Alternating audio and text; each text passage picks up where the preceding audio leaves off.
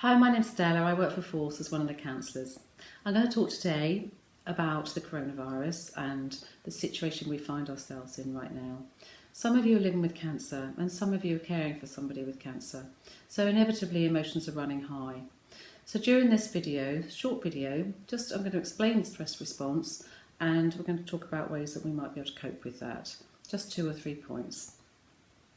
So firstly, the stress response. We have fight, flight or freeze, as many of us already know. So those that want to fight are perhaps very talkative, information gathering, hypervigilant, wanting sort of to share that news, to talk about it a lot. Other people, conversely, perhaps will seek solitude and time to reflect and to think about what's happening for them. And other people again carry on as normal, as if nothing has really happened, and keep very, very busy. None of these responses are unusual. In fact, they're very natural. And what's quite difficult for some of us right now is when we're in a household full of people, there may be a clash of responses and reactions, and that's quite hard to manage. So what can we do about it? So firstly, I'd invite you to think about communication. And it seems quite simple, but if we talk from I and talk about our needs in terms of something that's like the television being on all day, for example, we might be able to say to our partner, I find it really stressful when the television is on all day and I'm hearing the news constantly. Can we compromise on this and just have it on 2 or 3 times a day? And just experiment with that. And secondly, there's something that we do know about protection here, that often people protect each other from how they're actually feeling. And where do those emotions go? What we know is that perhaps that your body holds the tension and eventually it sort of leaks out somewhere else in minor moments of episodes that are irritating. And so just watch for those moments. But also in terms of protecting it, it can build walls. It's very well intended, particularly when we've got small children and there's an idea that we don't want to share our anxieties or fears with them. So I'd invite you to consider starting to practice being honest in small steps and sharing some of your vulnerability if you can.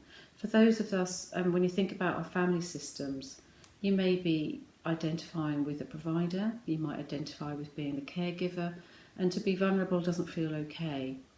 So there's something about being vulnerable and being able to express that in just small chunks with some honesty, and that in itself almost offers permission to others to start sharing their anxieties as well, and breaks down those walls of communication that might have been built.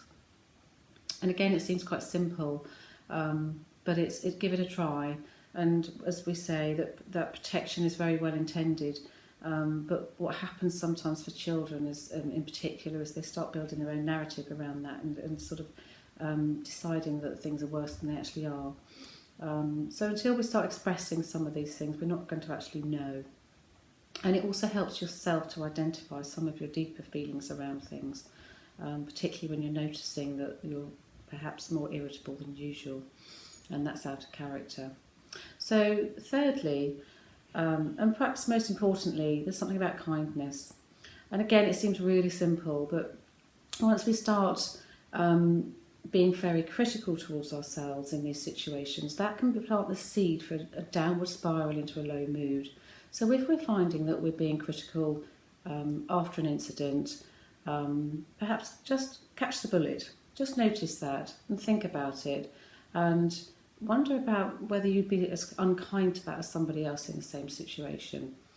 Again, it does seem simple, but those 3 steps, just communication in terms of how you feel and what you need. Number 2, to think about how we protect others from what we really feel. And number 3, practice self-compassion, that kindness to yourself. They're all really important steps. They seem quite simple, but right now in the face of adversity, it's really, it's imperative really. And I'd recommend you start experimenting with that if you can.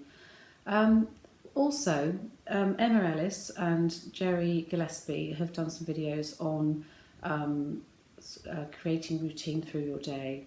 And this is really important. If you can, make routine your best friend right now. And families in particular thrive on routine. So I'd really recommend that that's something that you look at as well. Thank you very much.